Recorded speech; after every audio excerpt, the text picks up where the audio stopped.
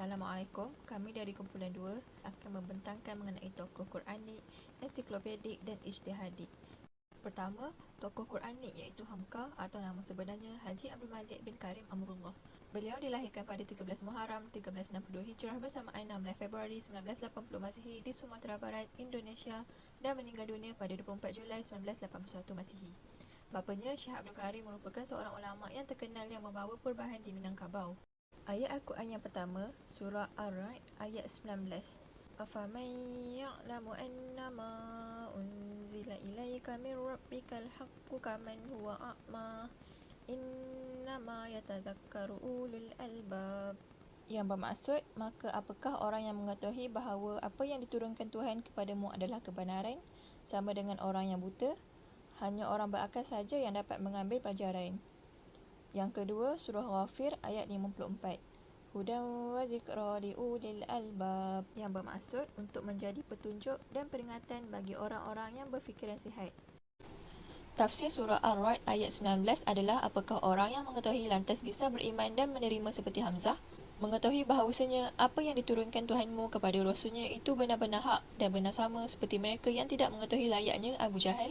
Bahkan dia adalah orang yang hati dan mata batinnya buta juga tidak beriman. Keduanya tidaklah sama, hanyalah orang-orang yang berakal sahaja yang dapat mengambil pelajaran. Tadabbur untuk ayat ini ialah Allah telah menurunkan Al-Quran melalui Nabi Muhammad SAW ke atas hambanya. Bagi mereka yang beriman, sesungguhnya mereka adalah golongan yang berakal, manakala sebaliknya merupakan orang yang telah tertutup mata hatinya. Tafsir untuk surah Ghafir ayat 54 adalah, pada ayat-ayat ini Allah menerangkan berbagai macam pertolongan yang telah diberikannya kepada para rasul di dunia. Di antaranya, memberikan kepada Musa bermacam-macam mukjizat, berbagai hukum yang mengatur hidup manusia agar mereka bahagia di dunia dan di akhirat, dan menurunkan kepadanya kitab Taurat untuk menjadi petunjuk bagi manusia. Kemudian, kitab Taurat itu diwariskan kepada keturunan dan orang-orang sesudah mereka serta menjadi peringatan bagi orang-orang yang berakal dan menjauhkan mereka dari keraguan-raguan dan prasangka yang tidak baik. Tadabburnya ialah Al-Quran atau kitab itu hanya akan menjadi hidayah, yakni petunjuk dan peringatan bagi orang-orang yang berakal sempurna, iaitu orang yang berfikir. Kaitan surah Ar-Ra'd ayat 19 dengan kehidupan sebagai mahasiswa ialah kita sebagai seorang pelajar seharusnya jangan sombong dan malas untuk belajar tafsir Al-Quran ini. Kita perlulah meluangkan masa serta mengajak orang lain belajar sama. Hal ini kerana semua berita yang disebutkan dalam Al-Quran adalah benar dan semua perintah serta larangannya adalah adil. Maka, kenalah kita semua belajar dan amalkan. Sebagai orang yang berakal, kita hendaklah menerima kebenaran dan juga yakin dengan ajaran wahyu. Seterusnya, kaitan surah Ghafir ayat 54 dengan kehidupan sebagai mahasiswa. Taurat dan Al-Quran sebagai peringatan. Kita kena sedar yang syaitan akan selalu berusaha untuk melupakan kepada agama, maka kena selalu baca Al-Quran dan selalu muzakarah. Muzakarah itu dapat mengingatkan kita kepada perkara-perkara yang kita mungkin terlepas pandang dan membaca Al-Quran dapat membersihkan hati yang kotor. Sebagai pelajar, ingatan yang kuat dan hati yang bersih sangat penting dalam menimba ilmu. Amalan yang boleh diamalkan berdasarkan surah Ar-Ra'd ayat 19 ialah kita mestilah bersama-sama belajar dan mahir dalam hal agama. Sebagai contoh, ada ibu bapa yang hantar anak mereka ke kelas agama, kelas tahfiz dan kelas-kelas agama lain, tetapi mereka sendiri tidak belajar. Mereka juga seharusnya belajar dan beramal dengan ajaran agama Islam sejajar dengan perbuatan yang sedang dilakukan oleh anak mereka. Amalan yang boleh diamalkan berdasarkan surah Ghafir ayat 54 ialah kita mestilah menjadikan Al-Quran sebagai panduan dalam hidup supaya kita tidak menjadi orang yang sesat. Untuk tokoh ijtihadi, kami memilih Syekh Dr. Yusuf Al-Qadrawi sebagai tokoh ijtihadi bagi kumpulan kami atas sumbangan beliau terhadap zakat pendapatan. Bagi biodata ringkas Dr. Yusuf Al-Qadrawi, nama sebenar beliau ialah Yusuf bin Abdullah bin Ali bin Yusuf. Beliau lahir pada tahun 1926 dan meninggal dunia pada tahun 2022. Beliau lahir di perkampungan Desa Shafat At-Turab, Mahallah Al-Kubra, Garbiyah, Mesir. Beliau melanjutkan pendidikan di Universiti Al-Azhar dalam kuliah Usuluddin. Beliau menyelesaikan pengajian di peringkat Doktor Falsafah PhD pada 1973. Ayat Al-Quran yang dipilih ialah surah Al-Baqarah ayat 267. Wahai orang-orang yang beriman, nafkahkanlah di jalan Allah sebahagian dari hasil yang baik yang telah kamu usahakan dan sebahagian dari apa yang kami telah keluarkan dari bumi untuk kamu. Dan janganlah kamu sengaja memilih yang buruk daripadanya, lalu kamu dermakan atau kamu jadikan pemberian zakat. padahal kamu sendiri tidak sekali-kali akan mengambil yang buruk itu kalau diberikan kepada kamu, kecuali dengan memejamkan mata padanya. Dan ketahuilah, sesungguhnya Allah Maha Kaya lagi sentiasa terpuji. Dan surah kedua ialah surah An-Nur ayat 56. Dan dirikanlah kamu akan sembahyang serta keluarkanlah zakat dan taatlah kepada Rasul supaya kamu beroleh rahmat.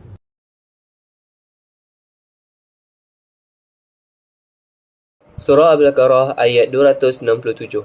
Tafsirannya, wahai orang-orang yang beriman, nafkahkanlah, maksudnya zakatkanlah, yang ini sebahagian yang baik-baik dari hasil usahamu berupa harta, dan sebahagian yang baik-baik dari apa yang kami keluarkan dari bumi untuk kamu berupa biji-bijian dan buah-buahan, dan janganlah kamu sengaja ataupun mengambil yang buruk atau yang buruk darinya, iaitu dari yang disebutkan itu.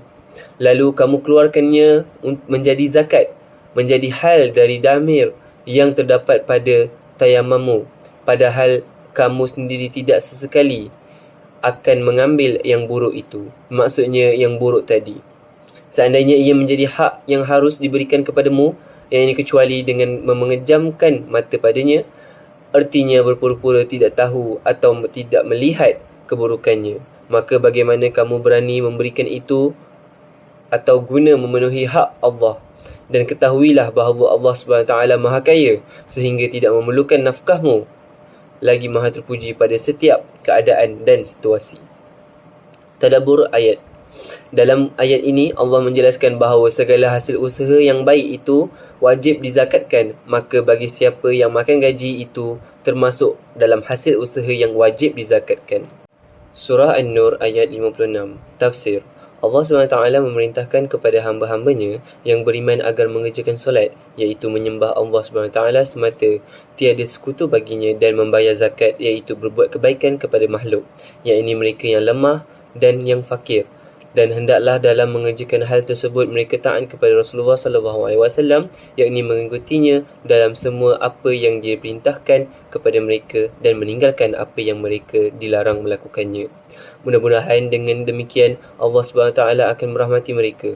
Tidak diragukan lagi bahawa orang yang mengerjakan hal ini pasti dirahmati Allah SWT. Tadabbur ayat. Dengan mengerjakan solat, mengeluarkan zakat dan taat kepada Rasulullah SAW akan mendapat rahmat daripada Allah SWT. Kehidupan sebagai mahasiswa dan amalan.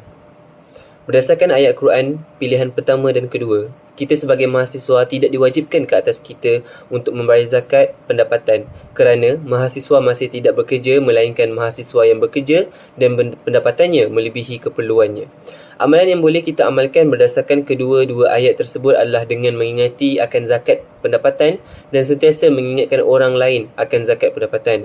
Aplikasinya dalam kehidupan kita apabila kita sudah masuk ke dalam alam pekerjaan. Assalamualaikum. Saya akan menerangkan mengenai tokoh ensiklopedik, iaitu tokoh yang berasaskan wahyu dan sains. Saya memilih Abu Ali Hasan Ibnu Al-Hadham sebagai tokoh ensiklopedik. Beliau dikenali sebagai Ibnu Al-Hadham dan Al-Basri. Lahir di Basra, Iraq pada tahun 965 Masihi. Pendidikan awal di Basra dan Baghdad. Beliau merupakan ahli sains dan polimer. Juga dikenali sebagai bapa optik moden. Sumbangan beliau dalam bidang oftalmologi dan persepsi penglihatan. Kegagalan beliau ialah gagal mempraktikkan ilmu matematik dan kejuruteraan dalam mengawal sungai Nil. Dan beliau meninggal di Kahirah, Mesir pada usia 94 tahun. Ayat Al-Quran yang pertama dipilih dari surah Yasin ayat 66. Walau nasha'u latamasna ala a'yunihim fastabaqus sirata fa anna yubsirun. Dan jikalau kami menghendaki, pastilah kami hapuskan penglihatan mata mereka.